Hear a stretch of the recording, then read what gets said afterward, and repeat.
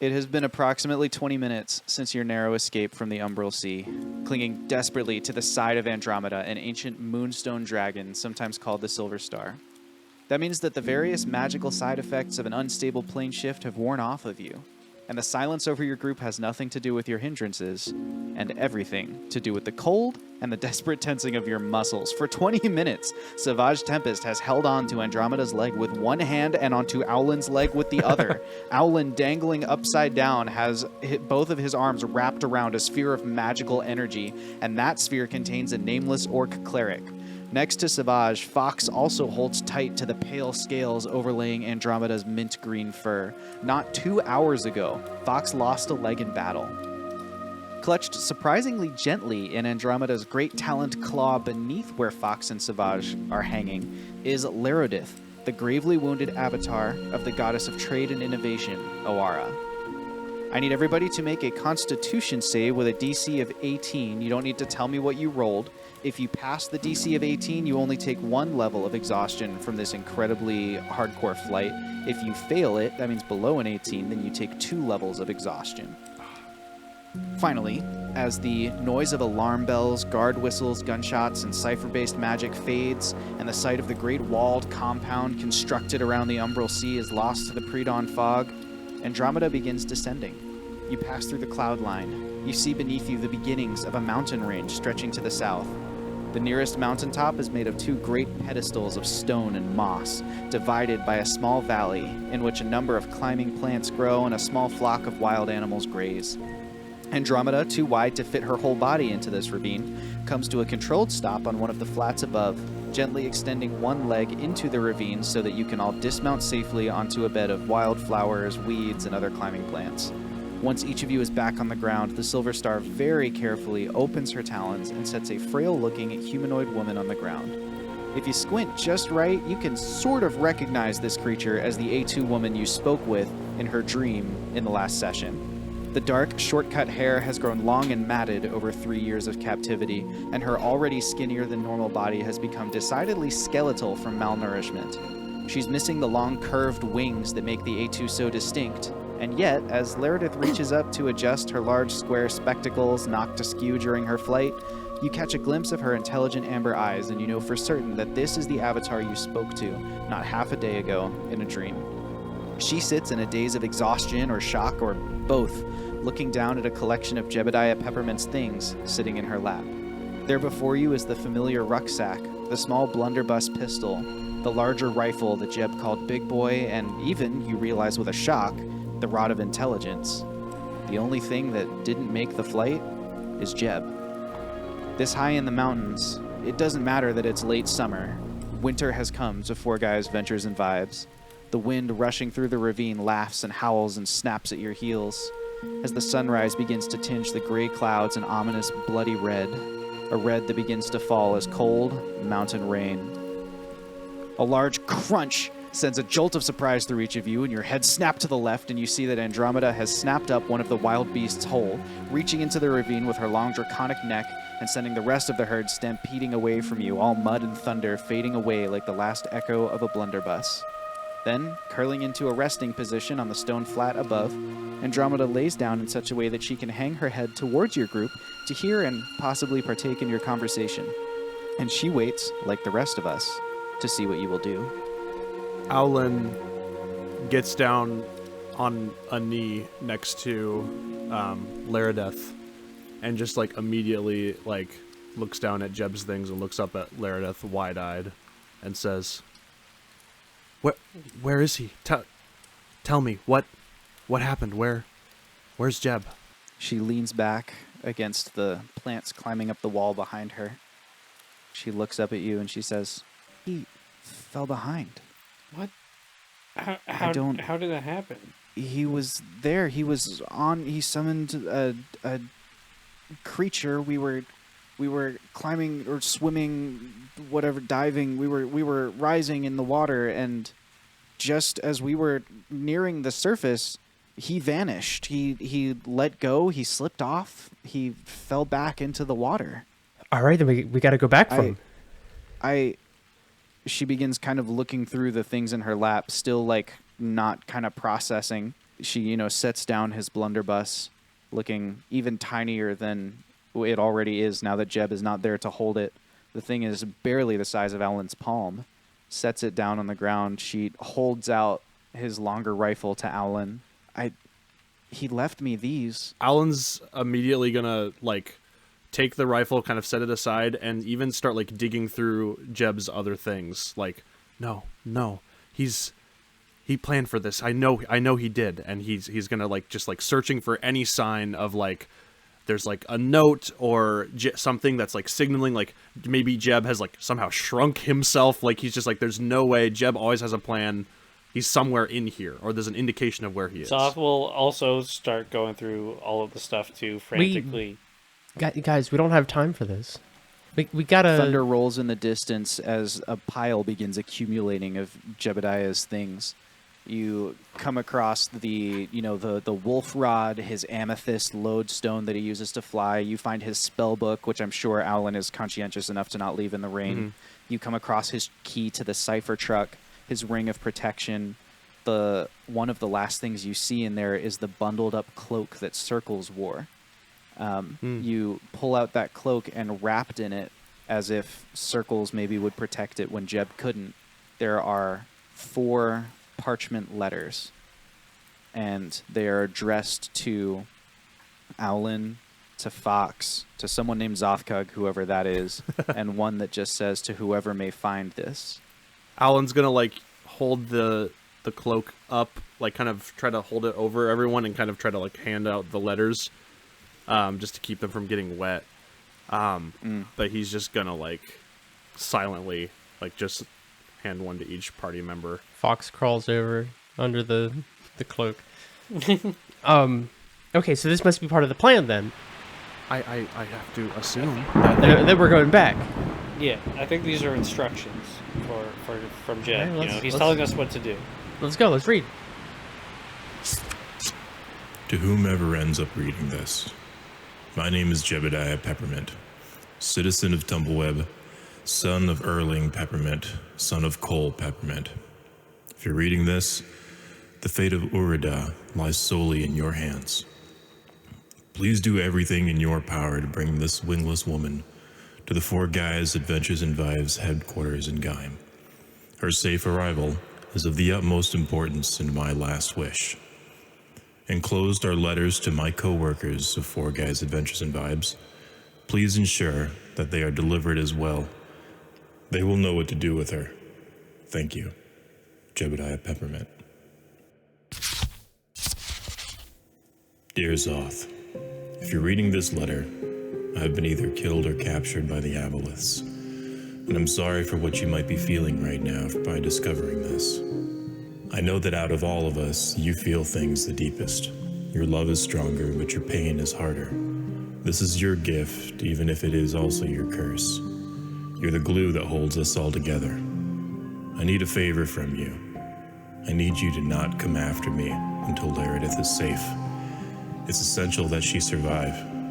She's the only one who knows where the spell can be cast, and she needs to survive with enough power to hollow the ground. Fox will refuse to abandon me because I mean too much to him. Owlin will refuse to come get me because he's already worked out the gravity of the situation. You will need to break the tie. It's not fair that this choice falls on you, but it's just the hand you've been dealt. I'm sorry.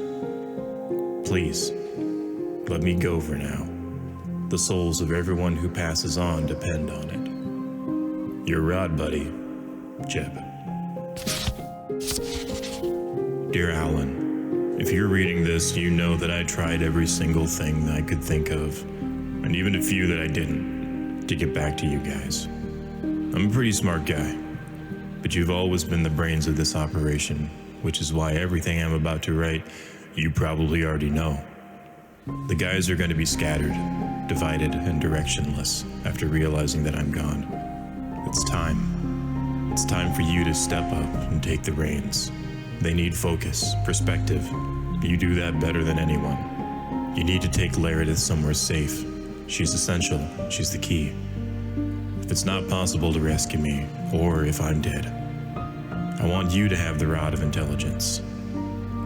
The backside of this letter contains a detailed description of my experience when my mind was in the rod. Be prepared. The price is time, and that is a scarce commodity. I also entrust Big Boy and my grandfather's blunderbuss to you. Use them as you see fit, but when this is all over, please give the blunderbuss to my wife Holly. I'd like to keep that one in the family. Thanks for being my friend, and someone I can talk nerdy stuff with. I'll miss our conversations about weave theory and artificery.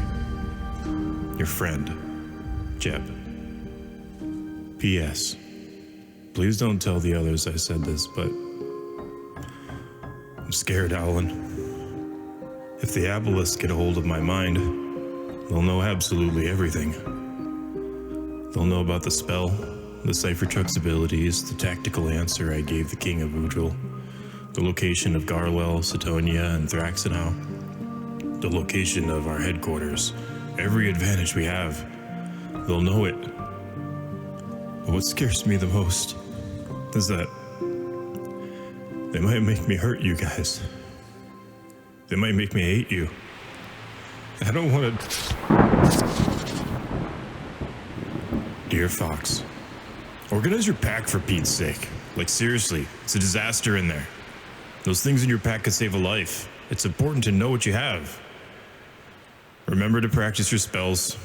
I found that doing it early in the morning when the air is cool helps clear the mind. Brush your teeth twice a day. If you can't figure out how to work a toothbrush, talk to Alan. He was working on a thing that could help. Well, there I go again. Talking about everything except what really matters. Fox, as I sit here in this pocket dimension, with the smell of blood in the air and a ticking clock in my head, I've learned two things. One, smooth jazz was a poor decision. And two, it's you guys who are going to change the world, not me. I once overheard my grandpa tell my dad that every father's deepest desire is to see his children outdo him. I think about that a lot, pup. Anyway, I'll be fine. If you see a lightning bolt in the sky, that's probably just me blasting my way back to you guys soon, so keep your chin up, listen to Zathka, stand tall on your own 2 feet, and show him who's boss. I'm proud of you. Jeb. And you know what that means. It means that, on a more somber note than perhaps ever before, it is story time at the Wing Badger Tavern. And we'll be right back. The feels! Sinir, Gontos, Kotix, Awara. Long ago, the four ancients created a world in harmony. Then, everything changed when the chat amped magic. Only Kelnor, master of good vibes, could stop them. But when the world needed him most, he vanished. 2 years have passed, and 4 adventurers have discovered a conspiracy, a company selling magic. And although their roleplay is great, they have a lot of XP to earn before they're ready to save anyone. But I believe they can save the world. Let's meet our players for the evening. We're going to start on the top left and work our way across. How's it going, guys? My name's s2e27. I play Savage Tempest. This is about to be... I'm already a little emotional after hearing all that, so the rest of this episode is probably going to follow. We shall see. I am Jake, and I play Alan Woodrear, the Azamar Barbarian Artificer, who... Yeah, I don't know. I don't need to elaborate more than that. Hello, I'm Trevor. I play Big Guy, the Orc Cleric. It's truly a feels kind of episode, I think. And hello, I'm Matt. I play Fox, and this is going to be one of those episodes where I cry again, isn't it? Oh. And I'm Josh, your Wing Badger Game Master. It felt weird to play the hypey music after the intro we had, so I didn't put any music under the intros. Without further ado, let's get back to the table. What's everyone doing? So, who's this other letter for, guys? I assume he must have miswritten your name or something. I mean, it has to be you. You're the only other one.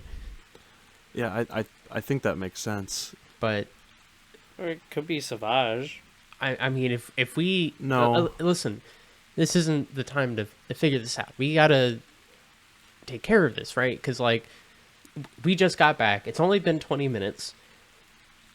If we hurry, I'm sure we can get back and do something about this, right? Alan's gonna kind of roll up his letter, put it in his pack, and stand up, and just kind of like look at Fox and at everybody, and just kind of take a deep breath, and look almost like he's kind of like convincing himself of something, and then I don't think that's a good idea.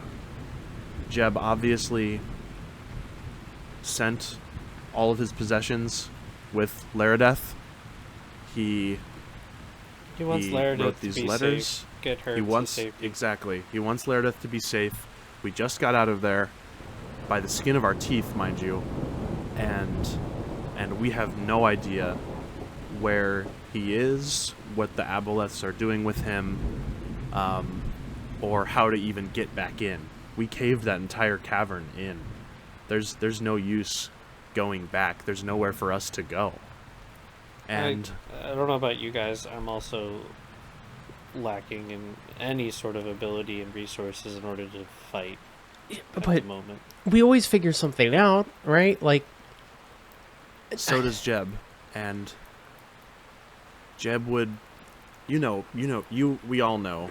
And Alan will kind of like look at Savage and then kind of go, well, I guess we don't all know. But Jeb planned for everything. And obviously this was his backup plan. And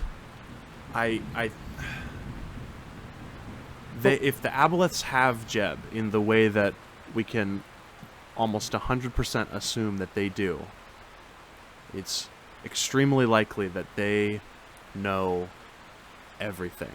And that means we need to move as fast as we can to get Laredeth to safety, to warn Garlel and our other allies that they are in danger and that they need to be moved, and just communicate that our current cover is compromised and that we need to think tactically about our next move after getting Laredith to safety. one of us needs to do something. Alan's gonna kind of like put his hands out like, I don't think any of us are in any shape to do anything at this moment. And he's gonna look at Savage and say, I completely appreciate your help, and if you... Have we paid you? Alan's like, his brain's frazzled. Like, have we compensated you yet? I don't remember whether we did that earlier or whether... I believe after everything that we've been through, Savage is just going to sit back because he is indeed exhausted after holding on to a talon with one arm and a human being with another. I wasn't aware of this. He is very exhausted, and he's just going to sit down and just say, I don't think this payment is necessary anymore after what we've been through. This is something a lot bigger, it seems. I truly apologize for thrusting you into the middle of this. We really did think it would be more of a smash and grab. I think fate just steered me in this direction, and it definitely has taught me quite a bit of things. We did smash and grab. It just took a lot longer. That is fair. All right, quick. All right, so Savage, you can come with me. Alan, maybe you can create like a backpack thing I can Zoth sit comes in. up to Fox and Fox, no. just holds him. Fox, worry about yourself for once. You're missing a leg, man. Like, are you okay? That's what that's what the backpack's for. Savage is gonna hand him his rifle so he can use it as like a stilt for now while he's hanging there. Fox, man, we can't just go back there. Not in the condition any of us are. Look around. We're all completely drained of everything. Going back there is certain death. All right, then tomorrow we'll camp out and we'll go back tomorrow. That gives Alan enough time to make a backpack that Savage can wear that I can sit in, and I can shoot out the back. That helps with my mobility issues, and Zal just holds Fox, like squeezes him. Fox, I firmly believe that we will find a solution for your issue right now, or in the near future. But at this moment, I think we have a couple of priorities to take care of. Alan's going to look at Laredeth and say, do you have any allies that you firmly trust and know where they would be located that we can hide you with? I assume Jeb caught you up to speed on all the other aspects of our mission. There wasn't a whole lot of time, so we didn't talk a whole lot except about the immediate plan. That's fair. But he mentioned or maybe you mentioned Garlel in the dream. Yes.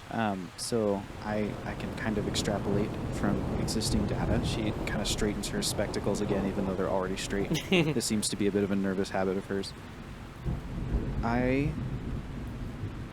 Where are we? She looks up at Andromeda, who looks back down and goes, you are at the northern tip of the Gaiman Mountains. If you follow this ravine to the south, you will eventually come across some of the reservoirs that feed the drinking water for the city-state of Gaim.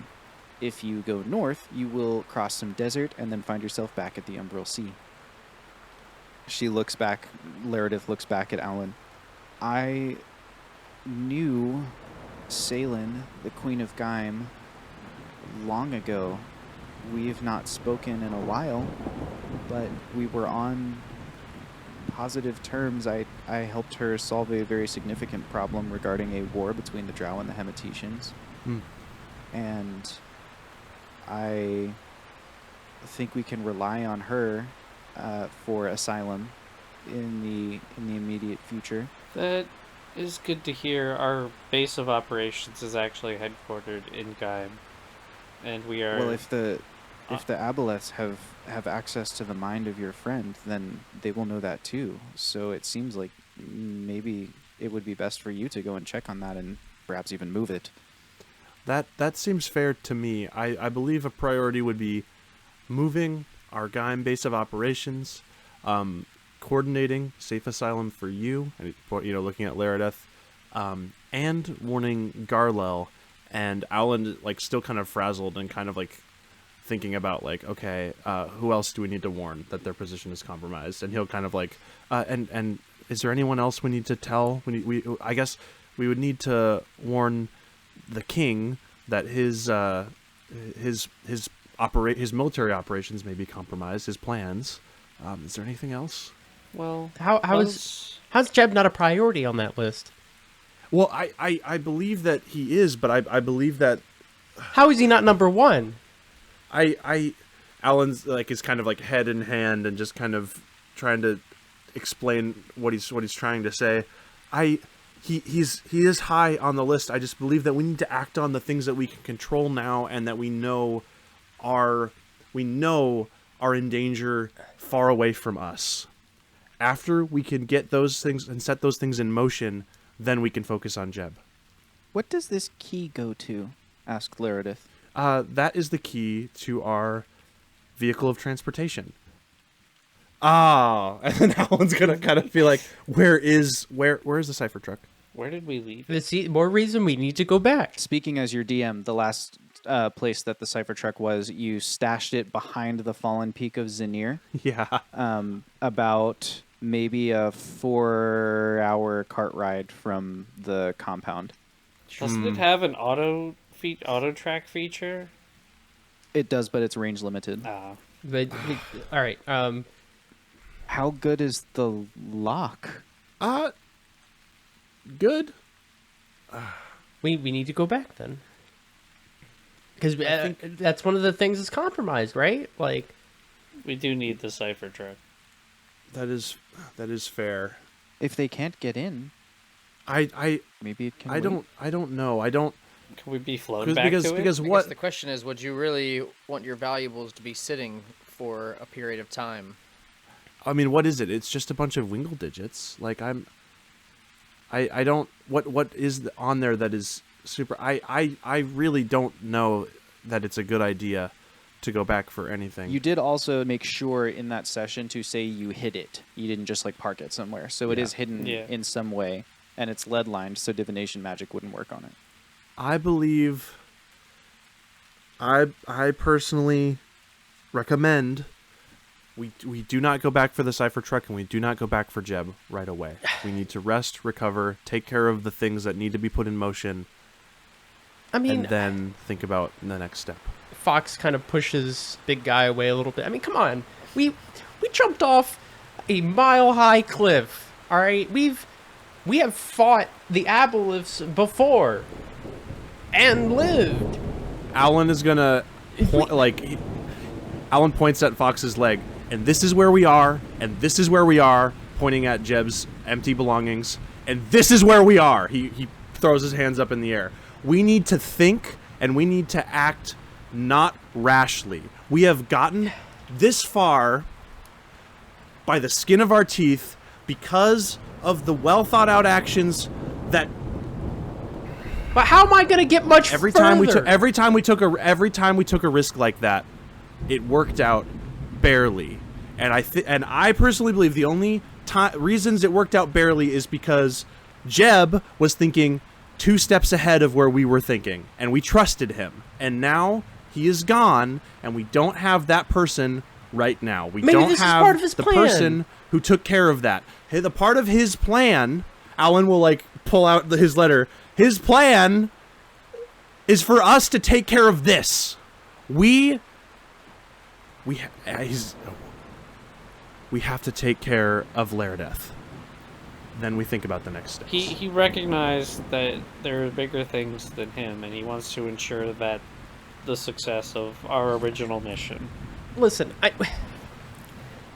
it's 4 guys, ventures, and vibes, and I mean, I'm not gonna get much further as I am right now.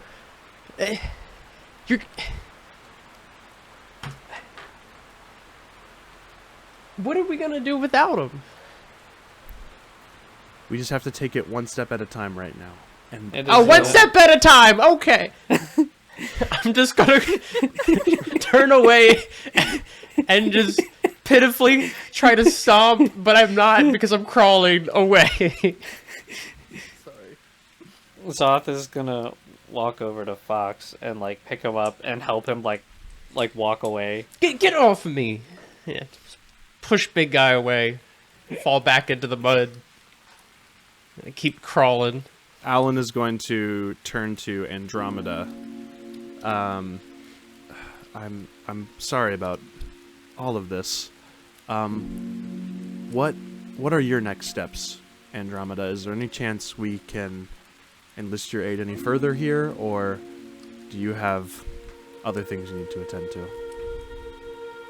I need to speak with the summer and winter courts in the Feywild to keep them aware of what's happening here and hopefully persuade them to break their long-standing tradition, which, by the way, we don't really break tradition in the Fey, but I'm going to try and convince them to send some aid. But I could perhaps make that trip via Thraxenhaus domain if you wanted me to carry a message. We could have Laredith go there. That Alan's going to look at Laredith as well. That is an interesting idea. She does not look to be up for a long journey. That is Laredith has also fallen fair. asleep, Okay. slumped back against the cliff. That is also fair. I believe at least delivering a message would be extremely helpful. And then this is Jacob asking, so Thraxenhaus domain is where Garlel is too? Yes. Correct? And he's like the whole like west end of Yeah, the continent, very so he's far. way far away. Okay. Yes, delivering a letter addressed to Garlel would be extremely helpful for us. I would be very grateful. I will do it. What is the and message? then Alan will pull out his notebook and his charcoal, and once again using Circle's cloak, kind of like shield himself from the rain and write down just like I don't know if do you want me to specifically word it out, but it's basically a You letter can of write warning. it for me, like after Okay, the cool. session. Okay, cool. But yeah, so you write a letter to Yep, Garwell. it's for Garlel, the intent being, hey, all of the things that we've talked to you about and you've talked to us about have been compromised to the aboleths. Consider repositioning or fortifying your position. Like you and the people around you are not safe right now. That's basically. And he'll hand that to Andromeda. She takes the letter, and for just the briefest flash, you think she's going to turn back into a human, because that's how people would normally roll letters, before realizing that that kind of magic doesn't do anything in this world. And so she, like, with her talons, does her best job, like, best attempt at kind of rolling up this small parchment before she looks back at you and says, "Will you make this a roll so that I can tuck it underneath one of my scales?" Yes, and Alan will take it and roll it up and give it back.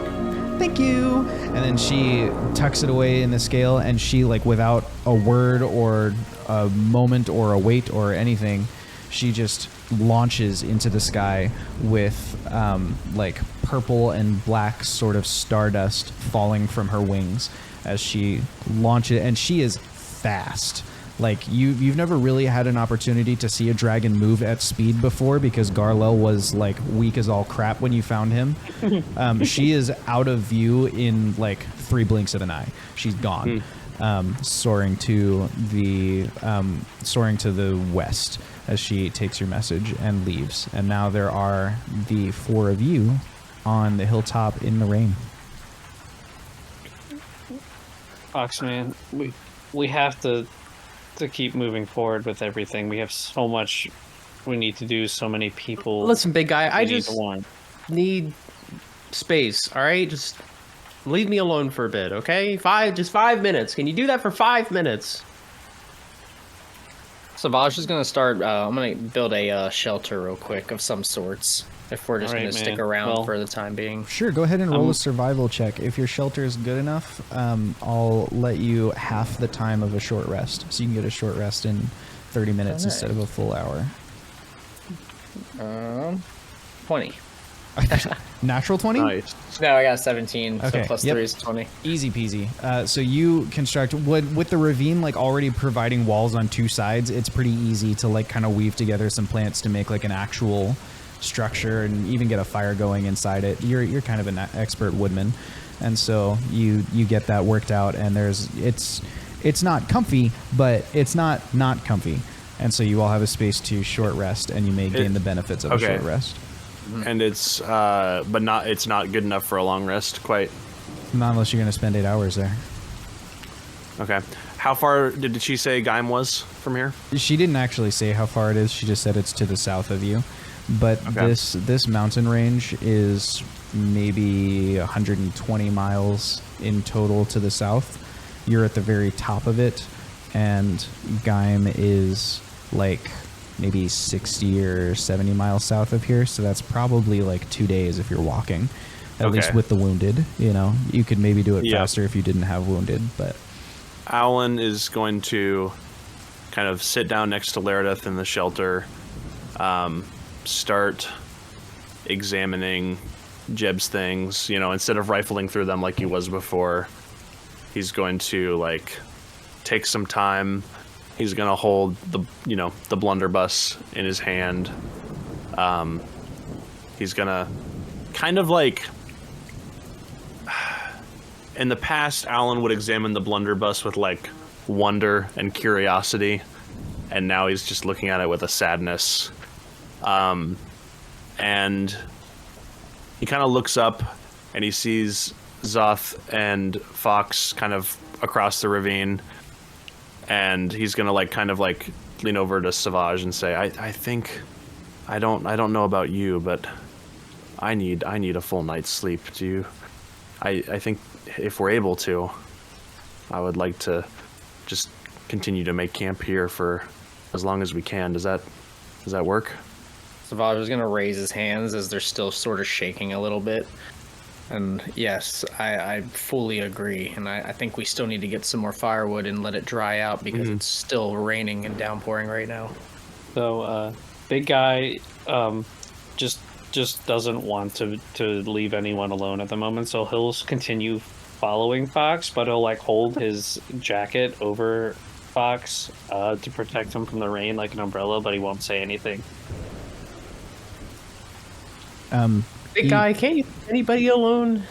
Alan, Fox, and Zothka, each of you have an inspiration for the role play as far as just taking on the moment there at the beginning, and Thanks. also who Savage or Alan, whichever of you is going to get firewood, roll survival with a DC of 8 to collect enough wood basically to make it through the night, like to find enough dry wood or wood that will dry out fast enough. Alan will go ahead and do that since Savage made the shelter. Cool. He needs to get up and move in. Awesome. Oh my gosh! And I wait. What does inspiration do? Can I add You something can to a roll? Inspiration We gives can you a reroll? free advantage. Let's go. I spent it. Okay, sweet. 15. Great. So yeah, you find enough firewood to keep it going through the night. And those of you who have any levels of exhaustion, remember that you lose 1 for every long rest. So at the end of the night, or really the end of the day, it is dawn right now. The sun is kind of peeking, golden hour peeking through the rain at you at the moment. What did Alan's you say good. last, Matt? I didn't catch your last. Oh, it's like, can't you leave anyone alone, big guy? You're literally hovering over me. If you look at him, you just see like tears streaming down.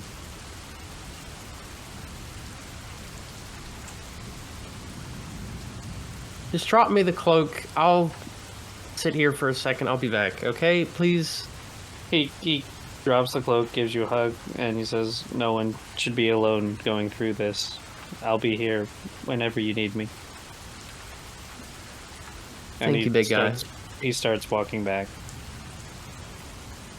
When big guy, when big guy gets back, Alan will kind of like let him know, like, I think we're gonna try to get a full, Oh, thank you. full rest here, full night's rest, even though I guess it's getting to I have- daytime.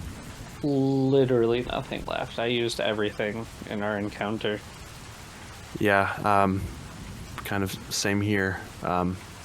Tomorrow, Is Fox coming as well, or? yeah, he has to process. I think, he was in the denial stage of grief where, I think we've accepted it, so. Okay. Tomorrow, I'll He'll have probably the get the spells back, message. and I can Okay. cast sending 6 times if we need it, so we can get a quick message out to whoever we need to. I guess it depends on how far the weave reaches. Yeah. And Alan's gonna, when he says that, he's gonna eye the and just kind of look at it, kind of like something he doesn't want to touch. A rod of frosted iron.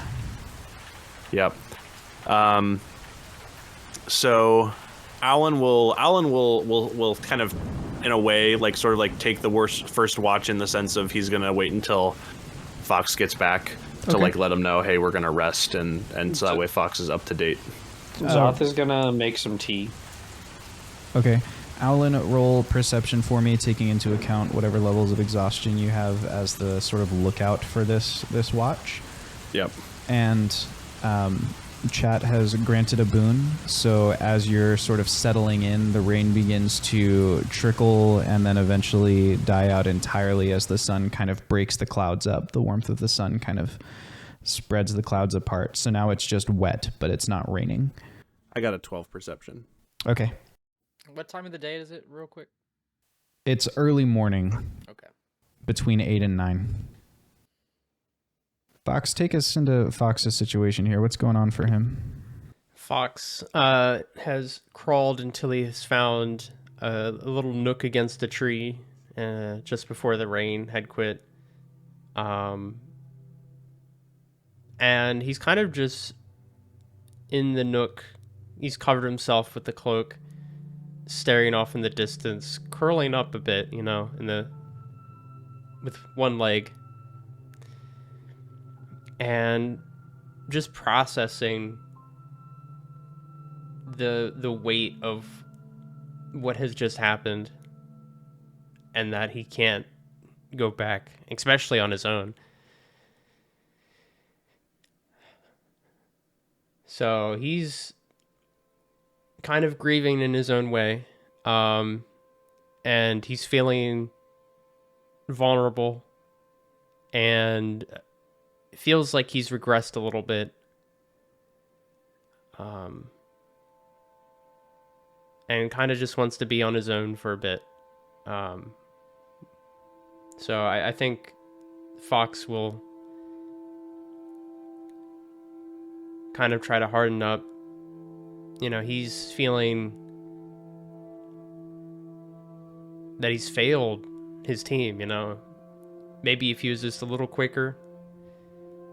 Maybe if he hadn't lost his leg, maybe if he had just done something differently, Jeb would be there. They wouldn't be in this crazy state, and it wouldn't have just turned everything upside down. And he's feeling like somehow he's to blame for this, and you know, he's kind of just slowly condensing upon himself. He's rubbing a tree stump, a tree branch or root, thinking it's his leg, as pain kind of filters down through his brain where his leg should be. And he's just exhausted. And he just falls asleep in this nook. I think if Alan can see Fox, that if it appears that he's fallen asleep, Alan's gonna kind of acknowledge that if he can with his 12 perception. Yeah, Alan notices that. Cool. And we actually are about to cut back to Alan and the watch here. I'm going to add a die to the tension pool to represent the passage of time. But nothing of note happens that Alan can see. The sun continues its climb into the sky. We're approaching maybe 10 o'clock, maybe even 11, nearing midday. The top of the mountain is still, especially in this ravine, that same cool, sort of crisp breeze blowing across and taking what should be late summer warmth and turning it into maybe a good day for the middle of winter. And the wind's got a lot of bite to it, but luckily Savage has built a shelter that is, woven tightly enough that it doesn't get through the walls, and so you're pretty warm in there. Unless someone else is taking over the watch. Or is there a handover of the watch? Is Alan just gonna kind of go into a rest? What's happening? Savage can jump in there. Yeah, Alan will kind of tap on Savage lightly and let him know that it's kind of been a certain amount of time, and then he'll kind of let him know I think if for the next watch, if we need to do another shift, I would get Zoth. Fox over there seems pretty wiped out. Oh, big guy. Sounds good. And he's gonna get up, run a little bit, stretch his back, and step back over. Big guy would have made sure that there was a full pot of tea before he went to bed on the fire, and he would have just left it there for everyone to use as needed. Savage is definitely gonna grab a quick little cup of tea before he heads over to the watch spot. Savage, as you're sipping your tea, you're also going to roll me a perception check as the lookout for the group here. All right, well, I got a natural 20, so... Yeah, you did. Eagle eyes. Savage, go. you see all, you know all. You are, you can hear the individual rhythms of each person breathing as they rest. You are pretty accustomed to keeping watch for yourself in the wilderness. And you, a couple of times, hear the clip-clopping of, wild goat hooves and things like that, but nothing that gives you any concern. They're just sort of, there's some nature up here on the top of a mountain where there's no civilization. And so every now and then, the different wildebeests come by. At one point, you notice an elk kind of wander through. It passes your shelter and it leans down and it sniffs Fox to try and figure out what he is. Fox doesn't even stir as this elk, just takes a big old sniff, decides he's not that interesting, and continues clip-clopping on its way. I'm going to add another tension die to the pool for the passage of time. And You make it through the whole day pretty much with nothing of note happening. So we get to the end of your long rest. It's about an 8-hour period, which would take us from 8 in the morning to about 4 in the afternoon. So the sun hasn't quite hit sunset yet, but it's making its way down towards the horizon.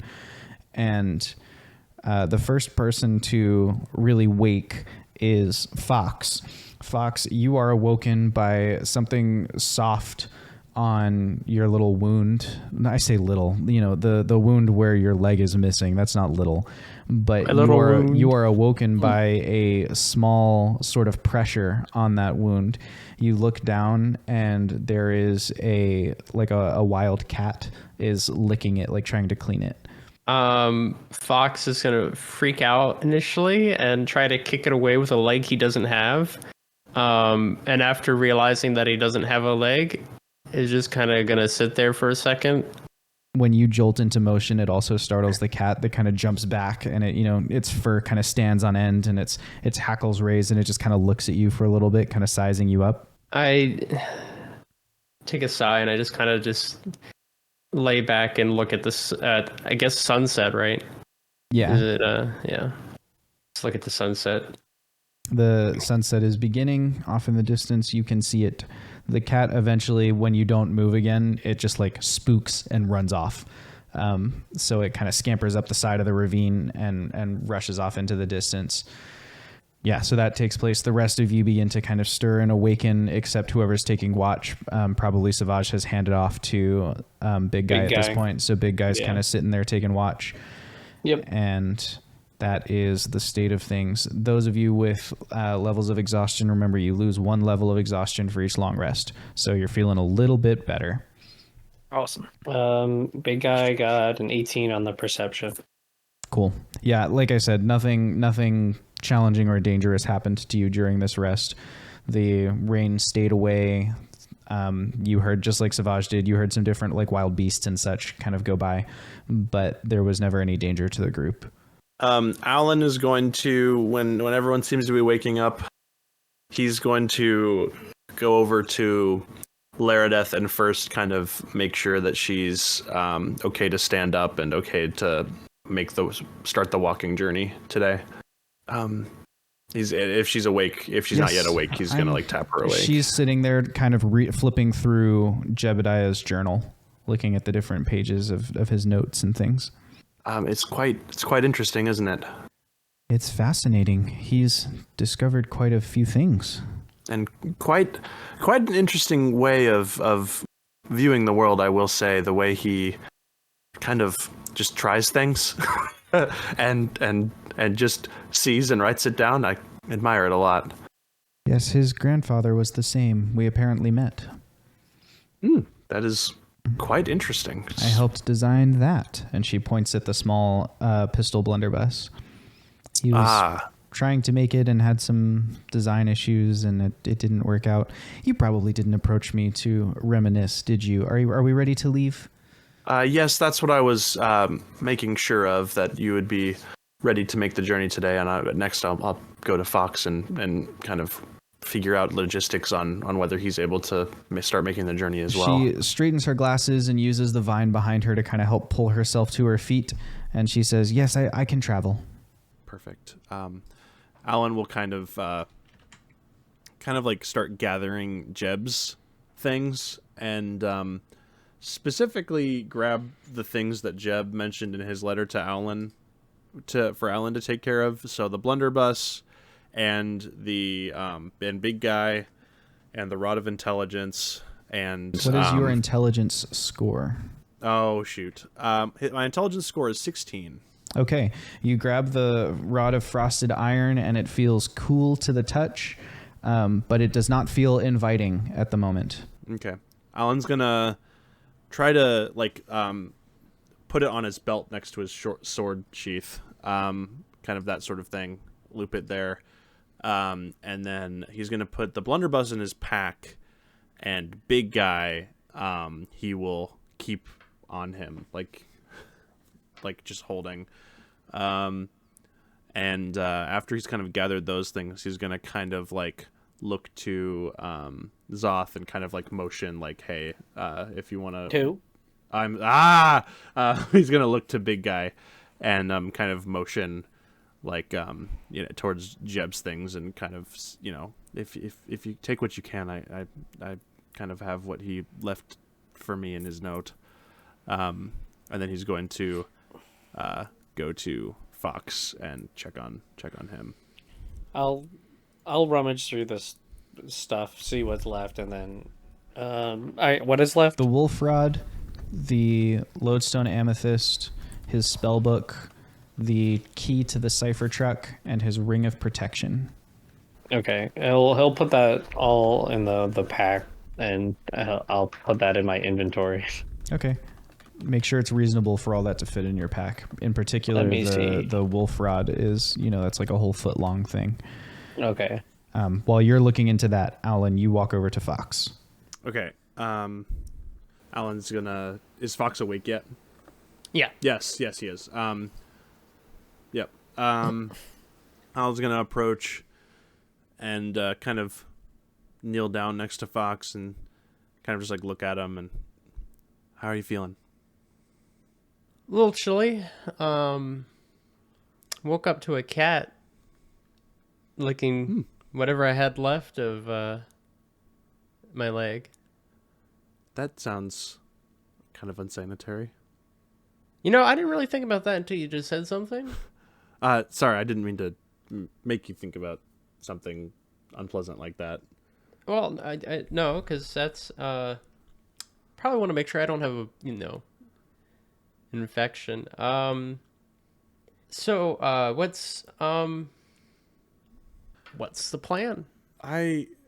As far as the big picture at this moment is to get to Gaim. What I want to figure out right now is how to get you to Gaim. I know, actually, out of character, I don't remember whether it was in the tavern talk or if it was in a session where we talked about the possibility of Shadow Walker becoming a leg. I think that was in the Tavern talk. Okay. But you can bring it up now. Okay. You did previously mention a backpack or baby carrier style of idea yesterday. I think that could work for the short term, especially. If you have any other ideas on perhaps a makeshift leg, or feel comfortable even using a makeshift leg in this terrain, I did have a thought regarding perhaps trying to use Shadow Walker. It seems as though Shadow Walker, in the cases I've seen you use it, can change form somewhat to your command. Is that correct? Let me find out if this would work. I grab the hilt of Shadow Walker. I'm like, hey Shadow Walker, I got a question for you. Speak to me. Um, Have we enemies to dispatch? in a manner of I speaking. thirst for the glory of battle. So how would you be up to the idea of helping me get to the battle? Do you need help navigating? I don't have a little great bit. sense of direction. I am a sword. The direction isn't the part that I would need. I honestly need physical help navigating. Shadow Walker, I'm missing a leg. I'm missing a leg, Shadow Walker. A scar of glory. Do you think you could help in its place of being missing? Do you want to dig off the other leg for another scar of glory? No. It Shadow would be better Walker. to earn your scars in the glory of battle. Best part is, pretty sure all he can hear is me speak. Alan understands. He's seen Fox use Shadow Walker before. He's just kind of sitting back and letting Fox reason with the magical blade. All right. Shadow Walker. In order for me to get more battle scars and glory, I need to be able to stand on two legs. Yes. And perhaps while getting to the glory and the fighting, you could function as a support for me. Are you trying to turn me into a crutch? Shadow Walker ain't no crutch. Alan will like at Fox's like frustrated reaction to this, because he can hear what Fox is saying. He'll like kind of like lean into Fox and kind of whisper, maybe he would be interested in like the angle of you would be the most deadly leg that's ever existed. A leg as a weapon? No one's ever done that before. And Alan will kind of like shrug, like maybe it could work. Did you hear that, Shadow Walker? Hear what? Okay, so what? All right. Yeah, I wasn't sure if you could hear other people talk or not. Good to know. Only those I have wounded. I'm just gonna nick Wait, Howland just a tiny bit. Ow! What was that? Yes, glorious battle. Alan, take 1 point of damage as he like nicks you with the dagger. It's like a dagger right now. Now you can hear him. Oh, what? Well, I don't. Okay. Alan I don't know why cannot you hear couldn't have Shadow just said Walker. it. Just to clarify, Shadow Walker can just hear Alan. Shadow Walker. Something that I find very interesting about this predicament. There's an interesting opportunity presented to you here. You have the potential to be the deadliest leg to have ever existed. No other leg is also simultaneously a deadly weapon that can be wielded in battle. Just imagine how you know Fox utilizing his dexterous acrobatic skills, he can just wreak havoc on the battlefield wielding you strapped to his stump leg as a deadly leg. That's quite an opportunity. But he just said that he had to be standing on 2 legs. So if Not he's standing always. on me, how can I participate in the glory? I thirst for battle. He can kick with you. It'll be can't really hear cool. him. Oh, dang it. Did that work? Well, I guess you can't hear him. Listen, well, if I kick with you, right, then you can turn into a sharp object, you know, the last second, or I could even do like a roundhouse kick, but like then you fly off and stab somebody. Don't you think this is a new fighting style nobody's ever thought of? That this could be like your legacy as like this, you invented a brand new fighting style and you were the only one who made it possible. Alan's gonna give Fox a thumbs up, like, yes. Okay, this is good. Like, yes. Roll persuasion with no changes to whether it has advantage or not. Well, it has disadvantage. So, 17. Nice. That was a +10 to persuasion. Nice. So what you are suggesting is that I have to help you limp around places. But you will in turn use me as your primary weapon of choice. I've seen you throwing daggers and stuff. And that prevents me from the opportunity to participate in glorious battle. So I promise that I will. All right, we make a deal. If you're willing to do this for me, because I know that in between battles it may be seen as shameful to you. However, I don't think anybody would know. So, I mean, Alan might, but he's very supportive of glory and blood. Alan will nod. But, you know, as a deal, I will only use you as a weapon in battle. I accept the terms of this agreement. I will devour the souls of our foes. I'm glad we have reached, and I'm gonna wink at Alan, an agreement. Okay, sweet. Do you want to try doing this now and see how you feel about it? How will I be affixed? Alan's gonna pull out his artificer's tools and some of his extra tinkering bits, and say, well, I think we can try some things. Perhaps I could be spring-loaded so that I can be flung into battle for glory and honor. We'll figure that out. In the meantime, I'm gonna take like a piece of string or rope and tie Shadow Walker to the side of my stump. Does this work? Roll sleight of hand to see how well you tie Shadow Walker to your stump. Why'd I have to fail that? Can Alan assist? He wants to help. Well, I want to know how bad he failed. Okay. So I rolled a 7, but then I remembered I have disadvantage because I had 2 levels of exhaustion and now only 1. And now I rolled a nat 1. Oh no. Oh. Roll to confirm. And it confirmed. You're like, this will go great, and you tie the knot, and you hop to your feet like you would have with both legs. You have absolutely no practice using a prosthetic leg. You hop to your feet, and not only do you have no practice with using a prosthetic leg, Shadow Walker is still shadowy, like has not formed into a leg yet, because Shadow Walker wasn't ready for you to hop to your feet.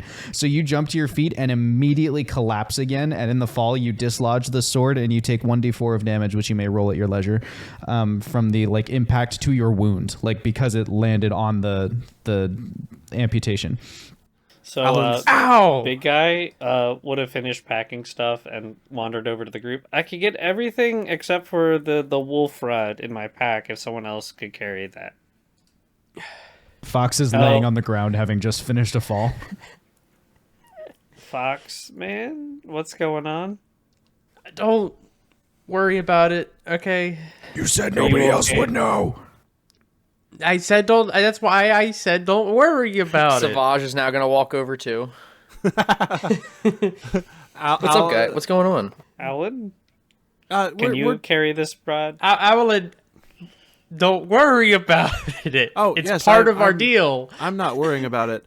What I will say is, I think this rod could be great for Fox once we figure out his leg situation, which we may need a bit of privacy. Alan's gonna look at Big Guy and Savage and kind of motion a little bit after this conversation. If you guys could step back just a little bit, we're gonna try to figure this out. But I believe that this could work as a great walking stick for Fox once we get him back on his feet. It's only 1 foot long. Or maybe a backup stump leg. We'll figure something out. I think Fox can take care of it. Alan will grab the wolf rod and bring it over near Fox, and then kind of Yes. shoo Savage and Zothkug back and look back at Fox all right, do what you got to do. Okay. So this time, Shadow Walker, you want to be solid when I do that. You just need to tell me when you're gonna stand up. I just wasn't ready. I'm ready now, though. And the shadowy mist that normally forms a blade, it's not leg sized, but it forms into almost like a wooden peg type deal. So it gives you a more firm something to stand on. Is this stump? I just need to recall. I believe it's above the knee, but Yes. Is it? Yeah. Okay. Mad Eye Moody over here. Yep. I will. I'm gonna look at Alan here. Can you be ready to catch me this time, just in case? Yes, and then Alan will kind of spot him. I'm gonna try to do that backflip, kind of hop up.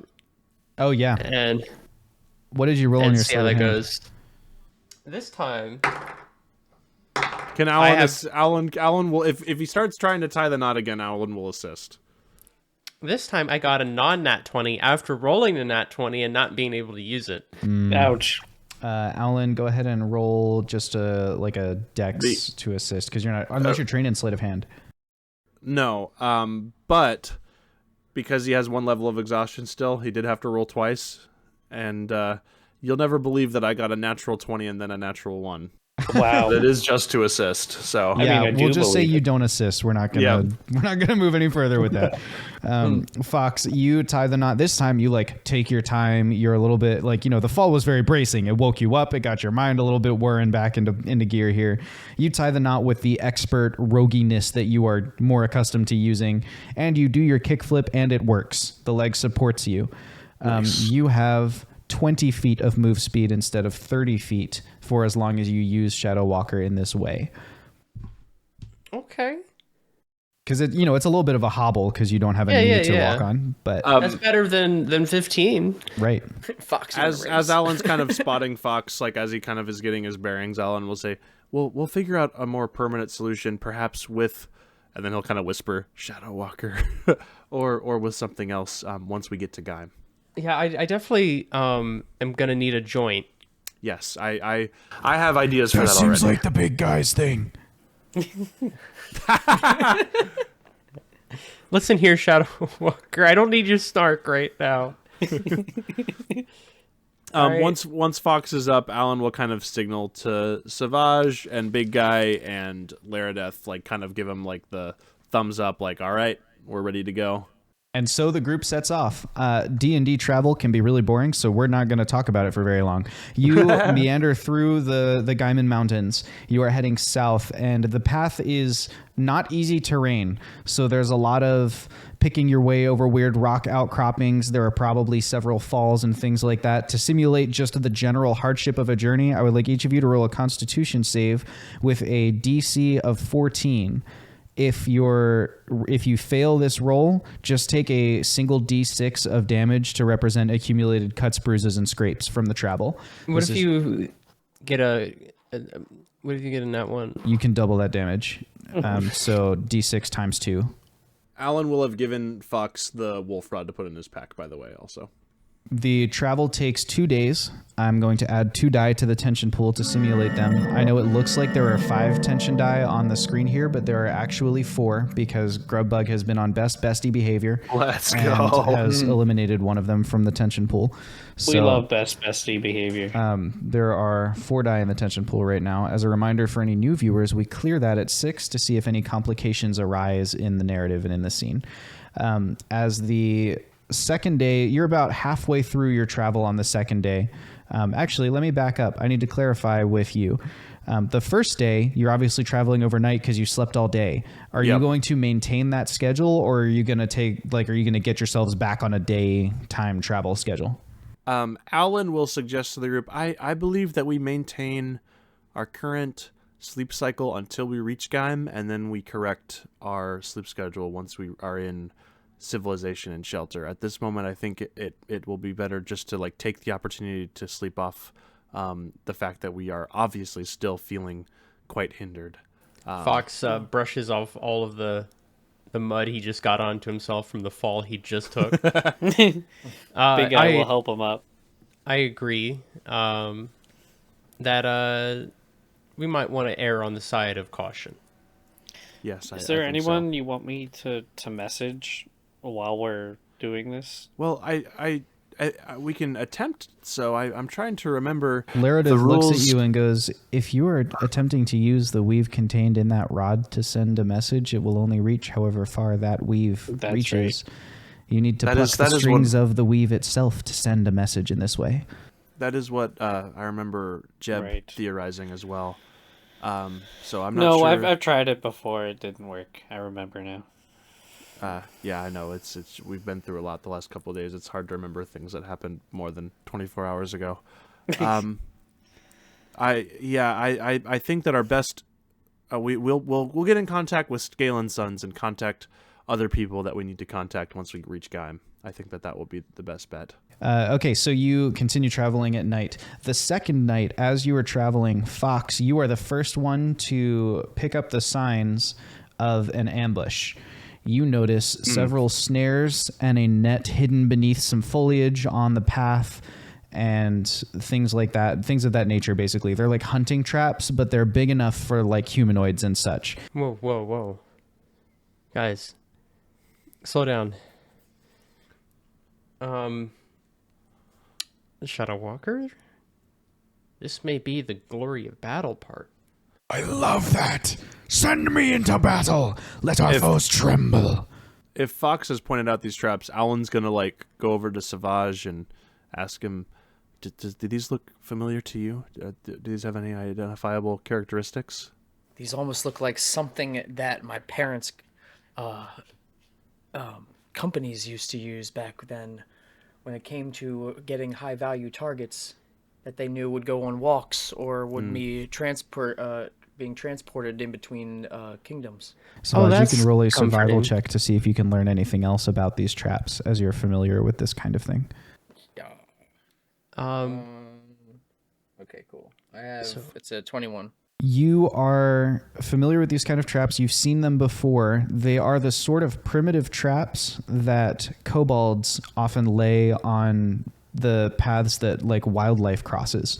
You know, kobolds are a variant of goblin, and so they need like they're carnivores. They need meat to eat, and they will often try and like ensnare wildebeest and things like that. But they would probably not be averse to eating random travelers either.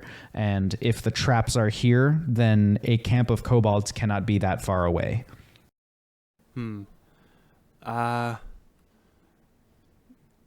that case, I believe that the safest way will be attempting to go around and somehow going around without running into the kobold camp. That makes sense to me, at least.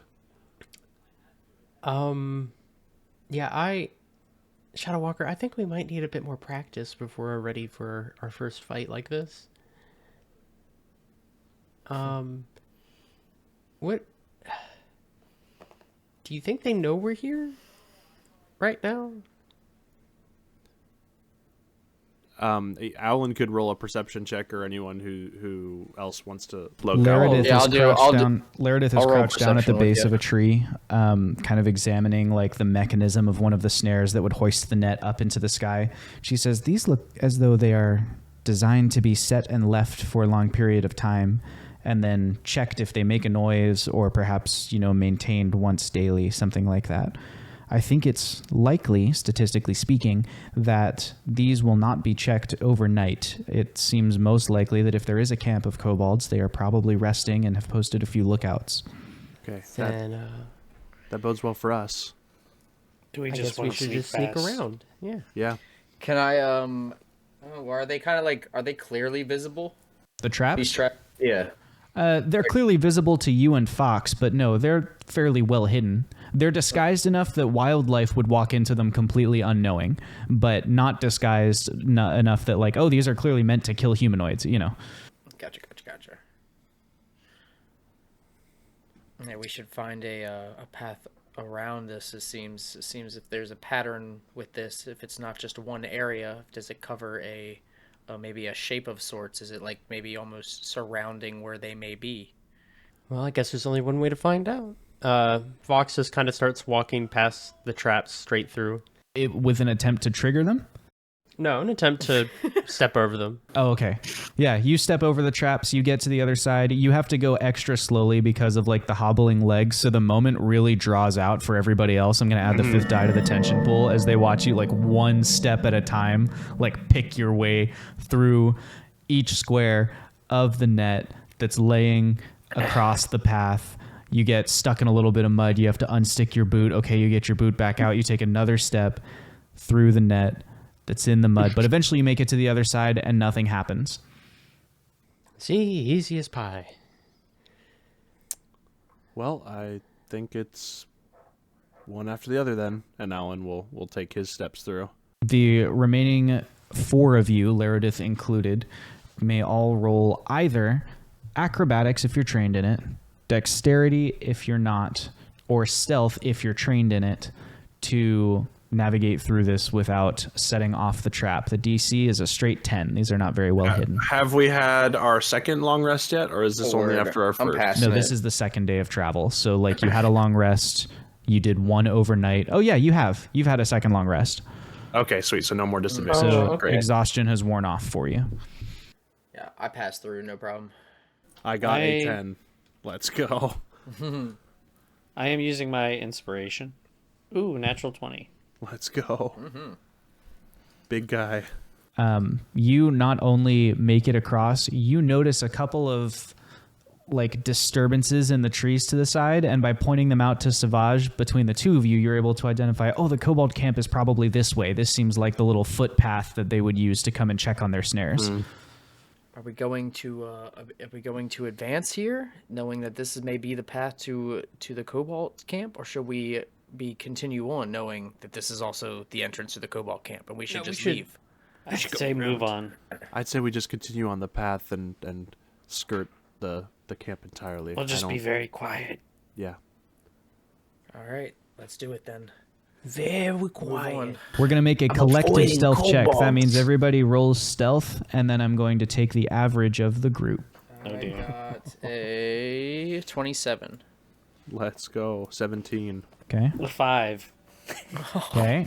Sorry. Did I roll disadvantage as having a stump leg? Sure. That makes sense. I didn't change my roll. I got, you said stealth? Yes. 19. Oh, yeah. So as a group, you are moving pretty stealthily through the path here. You do not encounter any kobolds in your journeys, and it is not long in the rest of your travel there before you find yourselves at a pretty unique location. Before you stretches a lake, glassy and blue, almost glacial blue, that sort of pale blue, reflecting the sky. It's surrounded by a tight crop of trees, and the mountain peak is just behind it. So we're at the very summit of a mountain here. You have reached one of the reservoirs that feed drinking water down to the city of Geim. There is a single log cabin next to the body of water, and as you are traveling overnight, this is near the end of your journey, so it's not dawn yet, but the sky is going from black to blue, kind of a dusky blue, and you see a little wisp of smoke trailing out of the log cabin. Someone's got a fire going. The water is completely still. There's no wind here. All of the trees are kind of blocking it from disturbing the lake, and so you can see a perfect reflection of the moon as it's setting behind you, and that's what you see.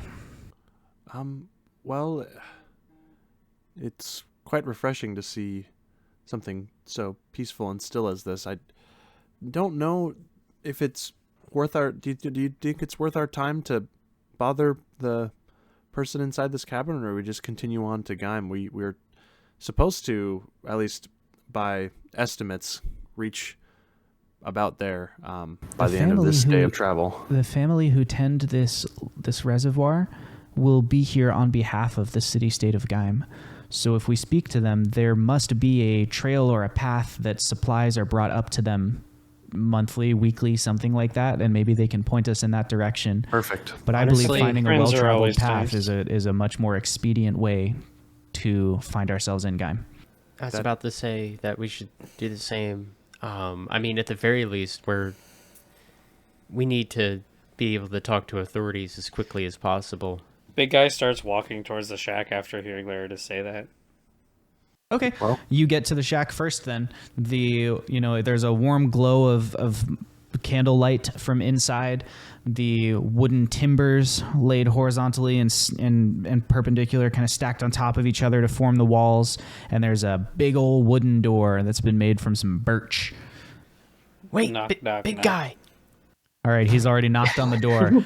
3 big thumps as the big orc knocks on the door, and you hear inside, what was that? And someone kind of trips or falls or something. There's a little bit of a clatter of pots and pans inside, and then someone standing up, kind of rustling, pulling their clothes together, getting themselves all ready, and then they walk over to the door. You hear the footsteps heavy on the wooden floor, doom, doom, doom. So they walk over, and then the old wooden door is pulled back on its hinges, and before you is a hardy-looking hill dwarf with gray hair that kind of streaks back. It's thinning just a little bit. He's got a little bald patch on the top of his head, and he's got a beard that reaches the whole way down to his feet that he probably tripped on just now when you surprised him.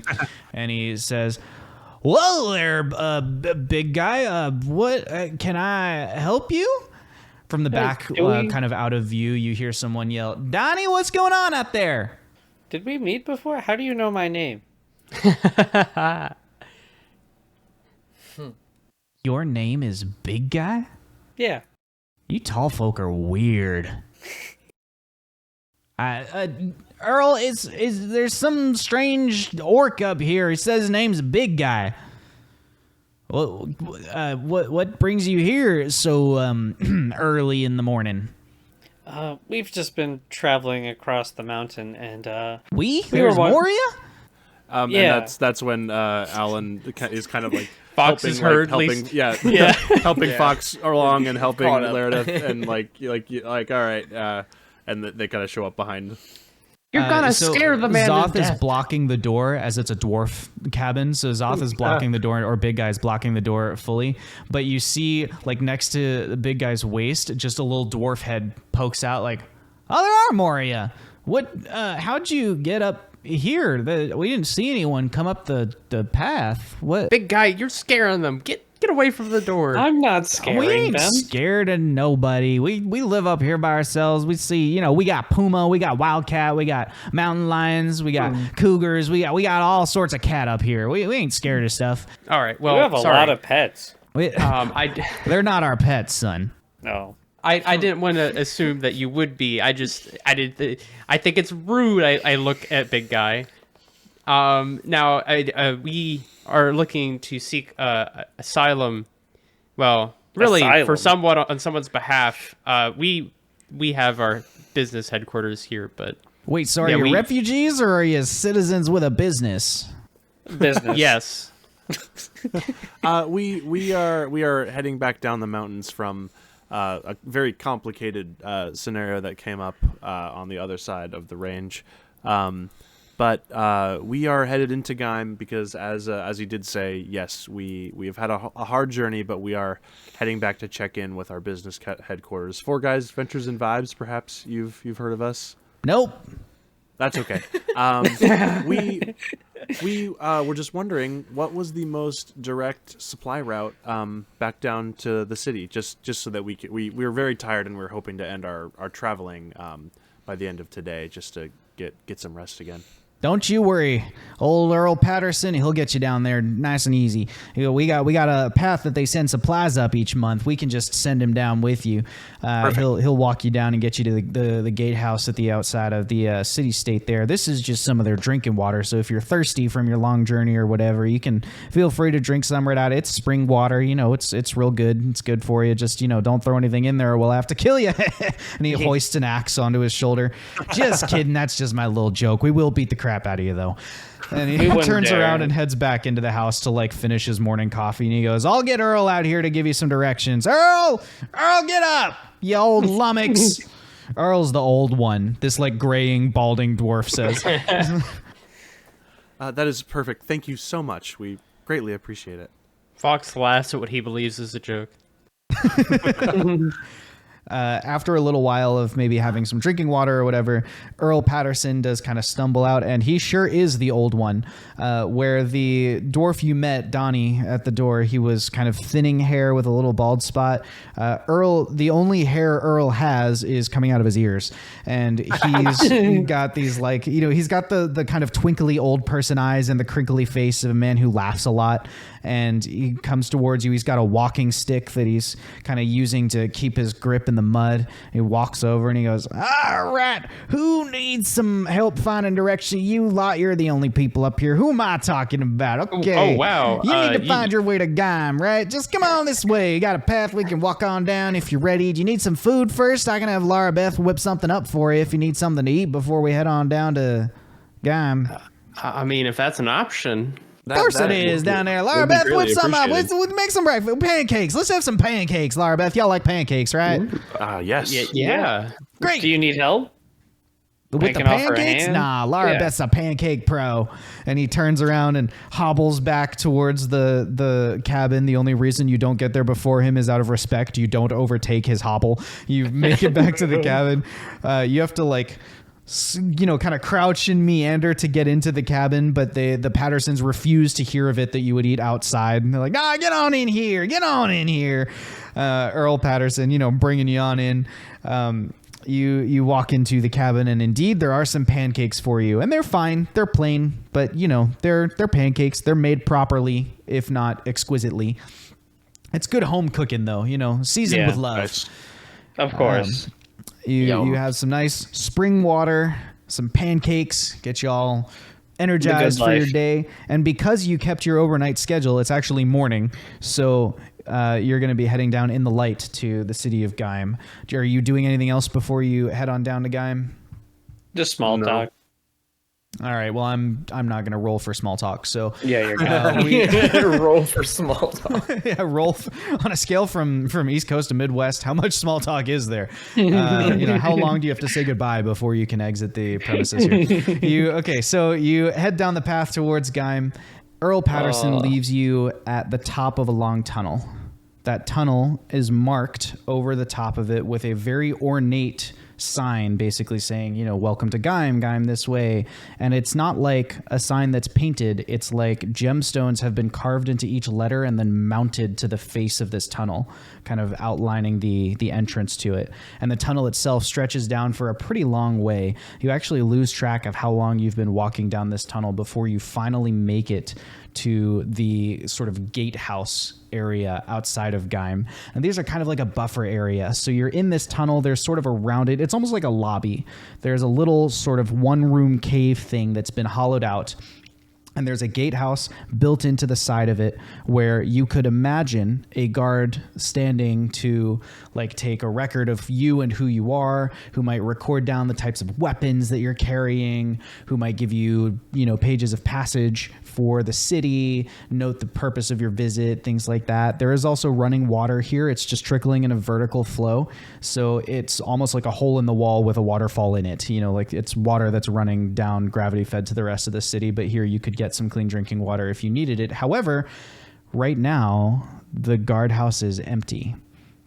There are two large stone doors on the other side of the room that presumably lead to the city proper, but they are closed at the moment. You don't see a lock on them.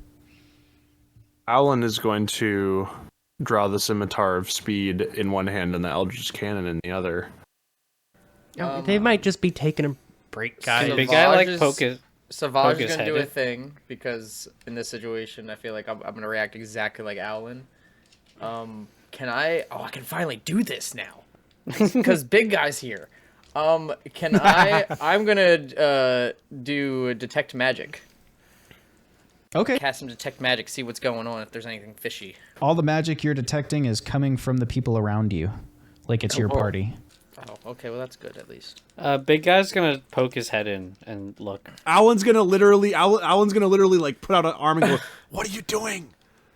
Going to look. I'm gonna go check out the guard shack real quick.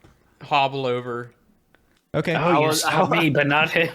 Alan's trying to herd cats right now. I'm gonna follow Fox. Fox, we moved together. We're fine. I'm We're gonna taking stick a with break. Fox just because I feel like Savage feels like he needs just somebody with him. Okay. We're taking We a all break. move up together. It Yeah, sounds everyone like. sort of waddles in place, and Alan kind of acts like a goalie and kicks you all back into the center of the circle. Fox, you're able to get a glimpse in the guardhouse where the guard should be. You don't see the guards in the gatehouse, but even weirder, you can see the tablet on the back wall, the stone tablet where they would write in chalk the watch schedule.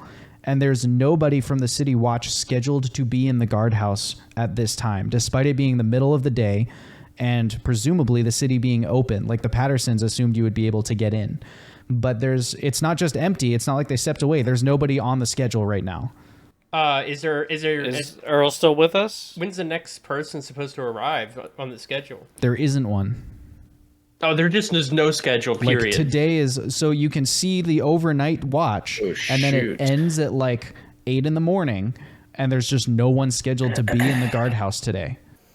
What about next day? The next day, there are people scheduled to be in the guardhouse. Oh. Okay, so it's like a day off. Okay. Did the guide take us all the way down here, or did they just show us the way? No, the guide just pointed you in the right direction, Oh, and then you kind of came. I mean, they walked you to the top of the tunnel. They did not come the whole way down to the guardhouse. Josh, Yes? would I be familiar with any sort of Geim holidays or customs? Could I roll a history or something? You could roll an insight check to try and figure out what's going on here. You could roll you're not really familiar with Geim. You haven't been here before except for the one company retreat. Yeah. So, I'll roll insight then. okay. That is an 11. Okay. You don't really have any idea why there would be no one in the guardhouse despite it supposedly being open. Do we just push forward then? I think we should proceed, gentlemen. I'm adding the 6th die to the tension pool, Ooh. so I'm going to Ooh. clear the tension pool. We've made it all the way here, right? Isn't Bobcat this comes your out goal? of event. Yes, this is our goal. I don't argue that we shouldn't push forward. I just think we should push forward cautiously. Zoth, if you do want to peek through Who? the door. Oh, big guy, if you do want to peek through the door, let's do that now, I guess. I'll peek through the door then. Okay, a couple things happen. First, as you reach for the door, you feel like the rod you've attuned to is reaching out and trying to grasp at the corners of your mind. Roll a wisdom save with a DC of 12. Ooh. This isn't a good ooh. This is a bad ooh. 23. 23? Yeah. Okay, you pass. If this happens again, the DC will go up to a 14. Okay. But yeah, so you feel like something is grasping at your mind and you like shut it back down. You're like, look at me, I am your general now, and kind of shut it back down. And then you crack open the door, and this is your first glimpse of Gaim proper. Nobody is on the other side of the door waiting for you. The way is clear, at least in that respect. Stretching away from you is a huge bridge. It's wide enough for 2 carts to pass side by side and then foot traffic next to them, and then it has some railings. The whole bridge is made out of stone. As you kind of look around the area, you realize that this entire cavern is the city of Gaim. It is ringed on the outside with residential buildings. So the homes are built into the walls of the cavern. And then there are these huge hanging structures, which you remember from your last visit are called pendants.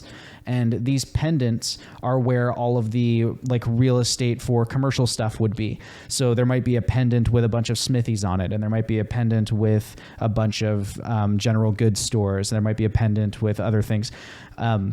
These are all connected by a network of these huge bridges that stretch the whole way across.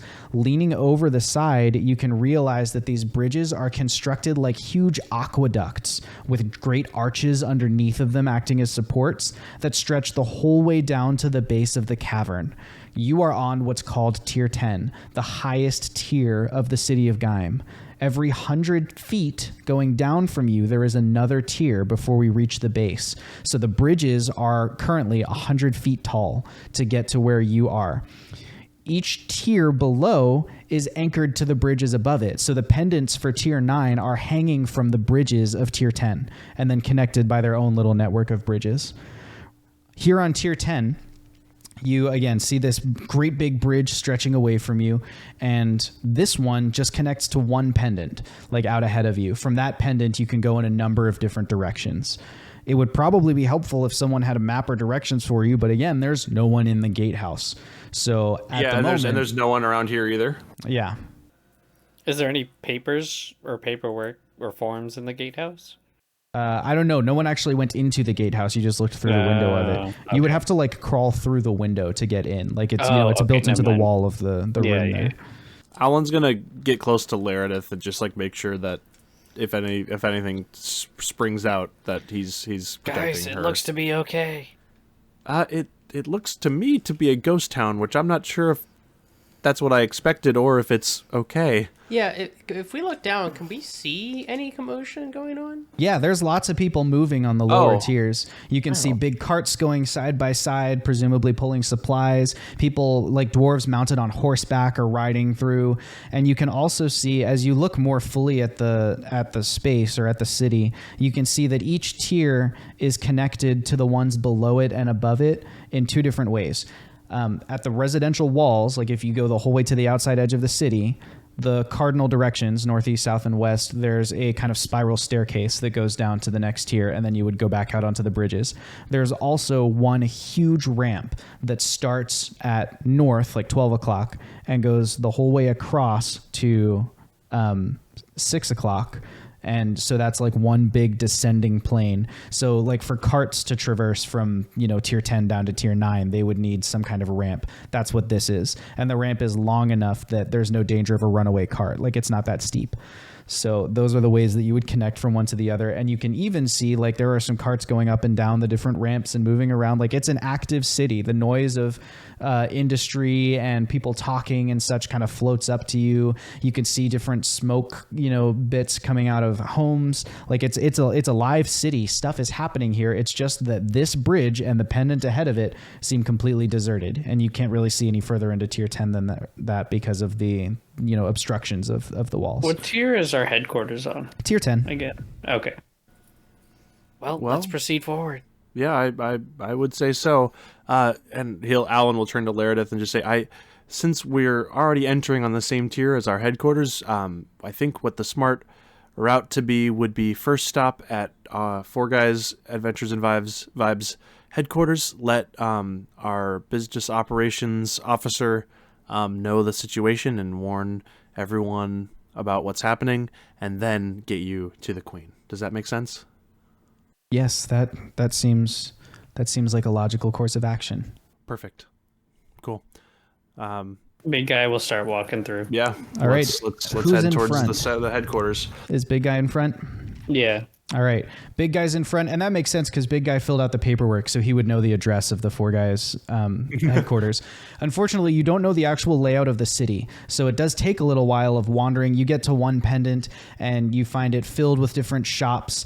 Little, gnome people are leaning out of their storefront and trying to sell you stuff. Amulet for your protection, as if you didn't already know that magic doesn't work. It's kind of shady stuff going on, and you do notice that it's like dingy and it's dirty up here. Fox, you notice some weird markings on the ground as you're going around this pendant, this particular cluster of buildings. It's almost like red chalk has been used to inscribe like a striking viper on the ground. Is it weird? It's thieves' cant. So it looks a lot to you like a gang might be marking territory. Yeah. I'm gonna be like, because I'm probably pulling up the back. I'm gonna come up whoever's right in front of me. Like, we should keep it moving and try not to draw attention to ourselves in this area. What do you think I'm doing? I'm trying to get us to our HQ. Well, do it quicker. I'm gonna be. I feel like in the situation, I'm taking up the rear. I'm gonna be like right behind Alan, who's right behind, I guess, Fox and Zoth. Alan's staying close to Laredith. 2 or 3 pendants go by, and eventually you find yourselves in one labeled Crystal Alley. Crystal Alley is one of the largest pendants on tier 10, and it couldn't be less crystal if it was made of water. It's ruddy clay brick and packed dirt storefronts that are mostly boarded up and abandoned, despite being like mere minutes away from well-trafficked stores on some of the other nearby pendants that form a kind of shopping mall. This one it's all boarded up, and it's covered in those gang signs, Fox. As you cross this pendant to the other side, you see the next pendant over has a different gang sign on it. This one's marked with white chalk, and you can't tell exactly what it is, but it looks like maybe a letter in Dwarvish, of some kind. But you can't quite make it out from this far away. Where's our headquarters? It's like 4 more pendants down. We just gotta keep going. All right, well, everybody act like you somewhat belong, and let's keep moving. The big guy just keeps going.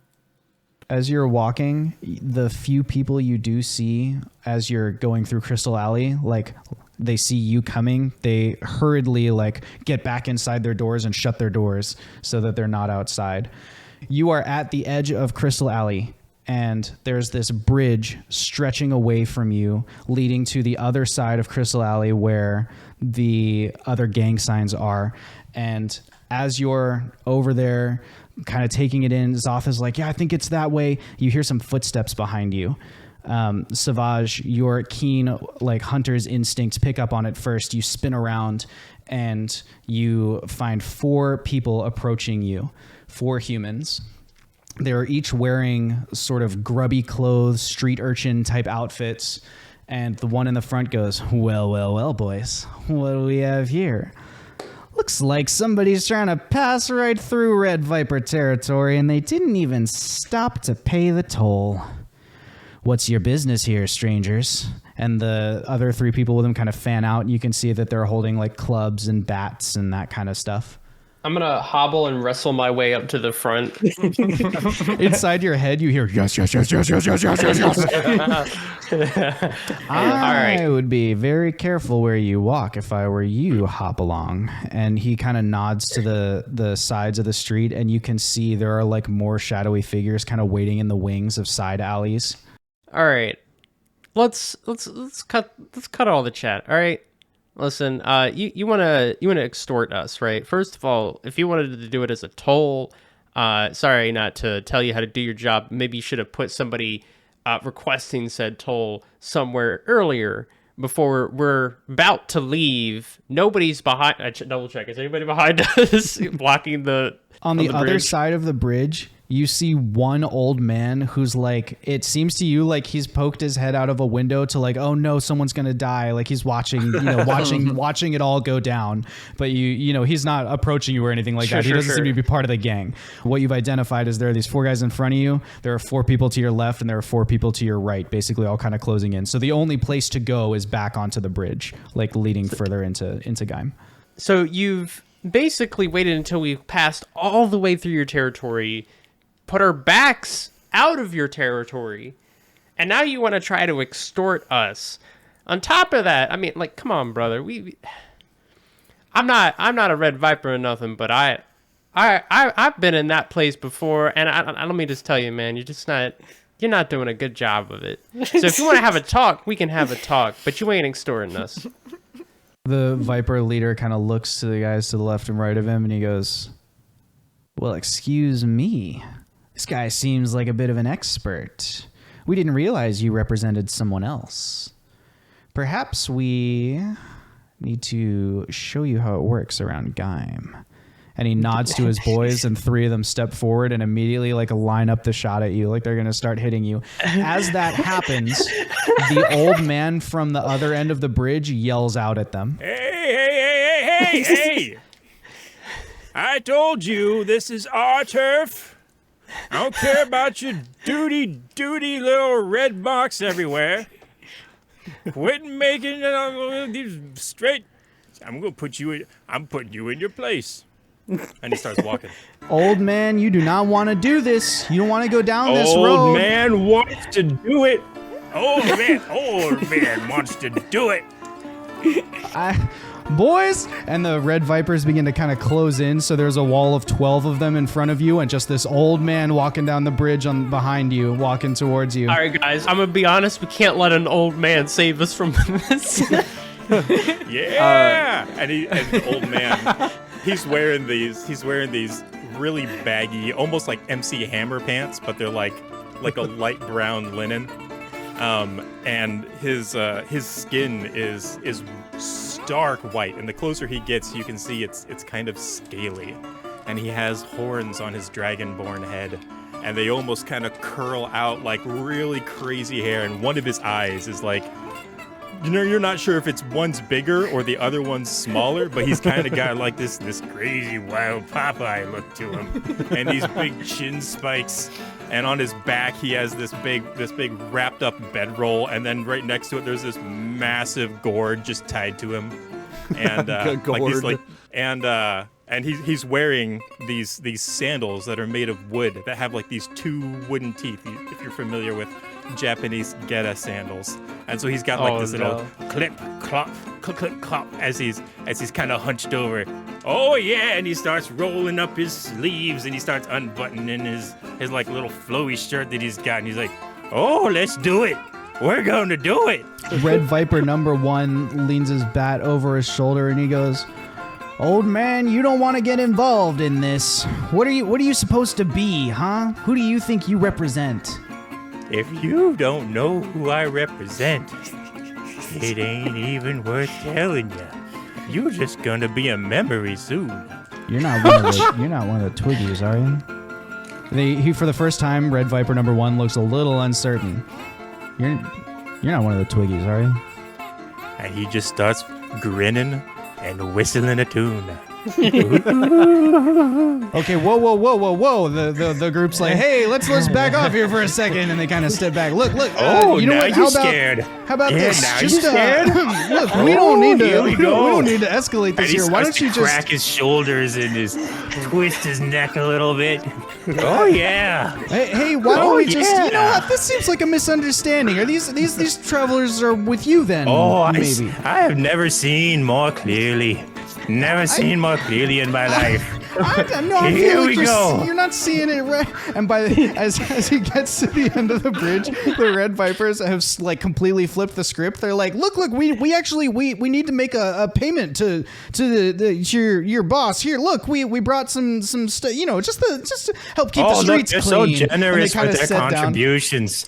That's right, because you know whose turf this is. That's right. Whoa. This didn't include commission. You need to include commission. Roll intimidation with advantage. Ooh. That's a 17 on the die. Intimidation plus 4, 21. You're absolutely right. Commission here. How about this? This is a really nice bat. It was made by one of the smiths down on the on Malarkey That Circle. bat's You could crap. just Yeah, I don't think that covers 20% commission. 20%. I mean, Savage is gonna walk up and was like, "We'll take all of them." All of the bats. all right, boys. Just give it to him, and let's get out of here. And the 12 red vipers, You're getting off faced lucky with today. one old They'll man, mitch lay down their 20%. various weapons. Savage, I guess, add to your inventory 18 bats and 2 clubs wrapped in barbed wire. If you can carry all that, if you can find a way to carry it home, you can add that to How your many? inventory. 18 bats and 2 clubs wrapped in barbed wire. Okay. And you now left alone as the Red Vipers kind of like clear out. You are now alone on the bridge with this weird old guy. All right, old man. Who in the world are you? I'm What is- sorry. what is happening I'm here? asking the questions here, Mr. Smokyfoot. What are you guys doing here on my turf? We're just trying to get to our place of establishment. I'm going to say the camera zooms out as Fox looks at the bridge we're standing on and left and right. Like, do you own the bridge? Or is there an actual toll? Do I look like a troll to you? I'm not a troll. Can you help us get to this address? I think we might be a little bit lost. Let me see that. He snatches your paper away. Oh. Yeah. Can Can you... you Do any of you read common? Yes. Can you read this for me here, please? I will read out the address. Oh yeah, absolutely. And he kind of gives you a little bit of an eye. Yeah. Yeah, I'll show you where it is. Oh, perfect. All Thank right. you so much. What's your name? We'll get there. We'll get there.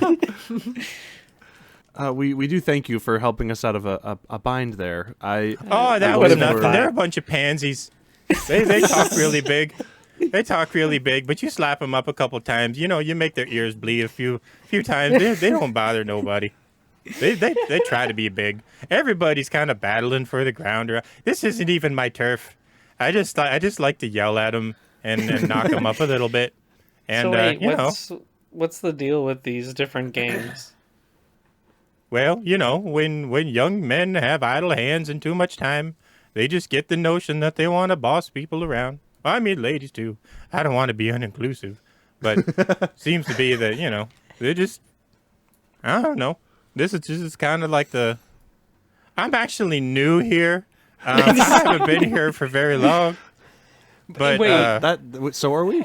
As this old man is leading you to presumably the address you gave him, you're crossing a couple of pendants that are between you and there, and people are doing the same thing as you approach. They turn away, they go back into their shops, but this time as he goes by, you hear them all say, "Mr. R. Good day, Mr. R. Hi, Mr. R." And they are kind of being sort of generous and deferent to him as he walks by. we're going to take this little back alley. Somebody pooped in the main road the other day. Doesn't sound like you're new here. Everyone seems to know you. He leads you down a grubby back alley where a lot of the smithies and forgers have kind of created their shops, and so there's these big gouts of flame as they push the bellows. They kind of Wait. Can I roar across the path in front of you. What's can up, I roll Fox? insight to make sure that we just didn't jump out of the frying pan into the fire with this one? Sure. Can I roll insight to detect his doubting of my capabilities? Sure. That's a natural 20. You know. That's I got a 14. Confirmed. What'd you get, Fox? 14. God. I just stop in my tracks and turn around. Now listen here, Smoke Toes. I know this place like the back of my hand. And I know the back of my hand better than I know common. All right, all due respect, that wasn't a very high bar. Fox, he like, seems legit to you as far as you can tell. He seems like he probably does know where he's going and is leading you to that address. I'm just trying to figure out who you are, all right? That's all. I may be new, but I got a mind like a steel trap. If you're new, how does everyone know you?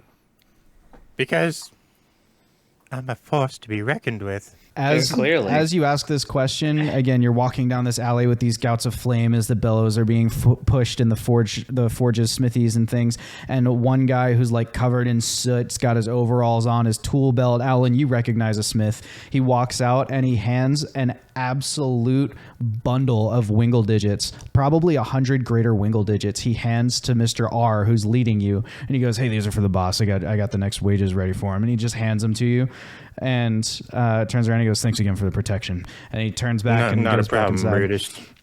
Rudist. You continue walking, and on the other end, you finally find yourselves at the address, number 10 Malarkey Circle. Malarkey Circle is the outer ring of a 10th tier pendant, and it's particularly meh-looking real estate. A couple of vacant buildings. There's a small one-room dojo belonging to a swordsman who never makes eye contact and speaks exclusively in rapid Wheatlish despite being a human.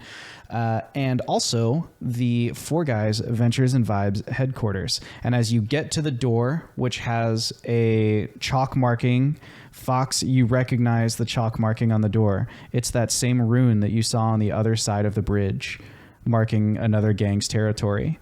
You push open the door, and inside... All right, I'm going to show you the boss. he leads you inside the door. No. The door does not seal to the edges. It's got like mouse holes dug into it. Inside, there's a small lobby area with no furniture in it at all. As you continue proceeding in, there are a couple of offices on the left and right side of a single corridor marked Zal, Randy, Jeffrey, and Marcy. And at the end of the hallway is a surprisingly high-quality steel bank vault door that would challenge Fox even if you had both legs and unlimited time. On top of it, a tiny, absolutely DIY sign that's like made from some scrap paper and chalk says, "Yeah, the base master."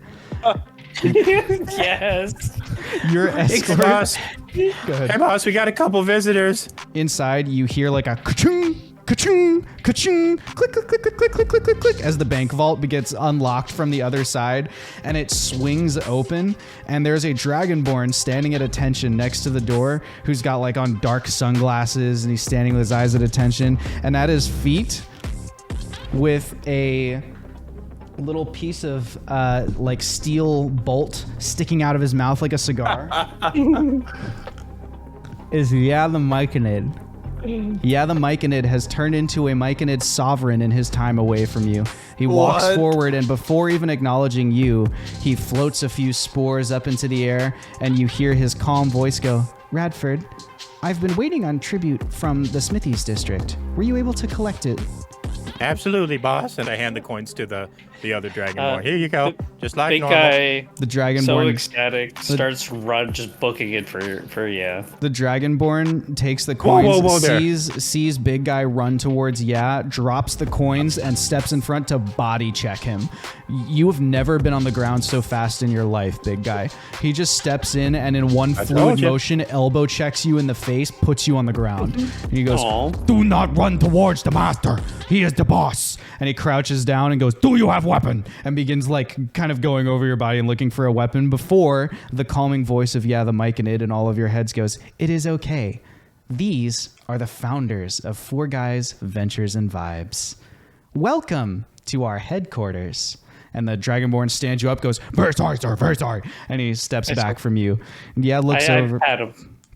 Looks over at you specifically and goes, but who is this one? And who is that one? Laredith is just kind of bemused watching from the back of the group. I would say Alan's going to like close the door behind once Laredith enters, so that way we have a little bit of privacy. I don't. It is great to see you again. Yeah.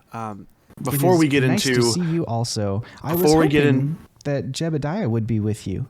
well, that's what I was going to let you know. And Alan's going to kind of like kneel down to and he's going to even like take off his glasses and look at and just say, before we get into what else has happened, I just wanted to let you know that Jeb has been taken by the Aboleths. Yaz, low expression level face, kind of plant-like, looks up at you. His beady little black eyes from beneath the new crown of a Myconid sovereign looks up, and he seems to be processing for a second, and then he snaps his little fingers once, and the Dragonborn holds up a clay vase. The Myconid pulls a revolver out of his pocket and shoots it, and then it like shatters, and then he puts the revolver away and he goes, I'm learning new ways to deal with emotions. It's been a process. I'm big guy, I found you, we're companions. No, I was found by an orc named Zothkug, who was a cleric of Kelnor. I do not know you. I know that we left with you from that whole like thing that happened at that base, but who are you? I'm big guy. We started the adventure together. You and me left our hometown. I left with Zoth, not you. I don't know who Zoth is. Yeah, but the I name am an feels orc. weird as you hear it. I don't know who Zoth is, but I definitely left hometown with you, and I'm also an orc cleric of Kelnor. Oh, yes, I see your symbol now. You are you're a professor of the chill, yes? Yeah, I'm big guy. And Okay. I got the plant from when we met each other still, and you showed me how to care for it. And I should take off the pot and show him the plant. This is a remarkably kind of similar plant to the one that I gave to Zoth. How do we know that you did not kill Zoth and take his place? I don't know who Zoth is. We did he kind of lose fits Zoth. this description, boss. But I'm sure there's lots of orcs out there. You want me to rough him up a little bit and see if he's telling the truth? I don't think that will be necessary, Radford. Okay. Come to think of it, we did lose track of Zoth once we entered the Feywild. What's a Feywild? Well, can Alan roll like Arcana or something to like see if that rings any bells of Roll like history. Okay, history, cool. Mr. R, have you ever done drugs? No. Well, if you have, and you've taken hallucinogenics that make you see in an entire different world, that's the Feywild. These words have absolutely no recollection to any past, present, or future experiences that I've been through. That is very informative, and I will put that in my pocket for later. Laredith, who just rolled a nat 20 on her insight check, leans forward and goes, I think he may still be high just as an after effect. Just a little bit. What Just did a little you bit. Can you describe to me the symptoms you experienced? She pulls out a notepad. Oh, no. Okay. Well, first you get a little off balance, and then your tongue feels really big. Really big. I call it big tongue. And then your scales like start to itch, only at the tips of them though, which is strange because it's normally very dull there. And then like my mouth gets cold, like in the back. But I've never done this before, so obviously that's what would happen if it did. But since it hasn't, yeah. Of course, of course. And which drug would you be hypothetically taking in this scenario? All of them.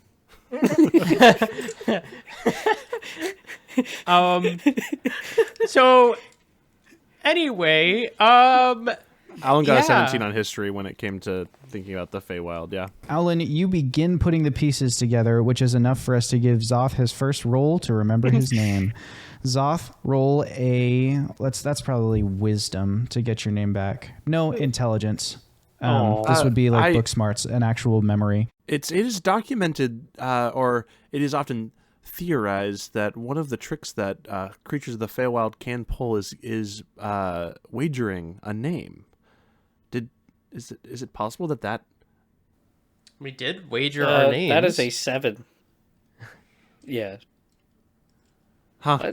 I have no idea what you're talking about. I just know the experiences I've had. I don't know this Zothka guy. I've just no. All right. Needless to say, yeah, this guy helped us get out. That is true. He seems to have proven to be a force for good in our scenario. What happened to your leg? It's not a host monkey like that? So actually, yeah, that once was a actually leg. I wanted to ask you something. So how when did this all happen? When did what happen?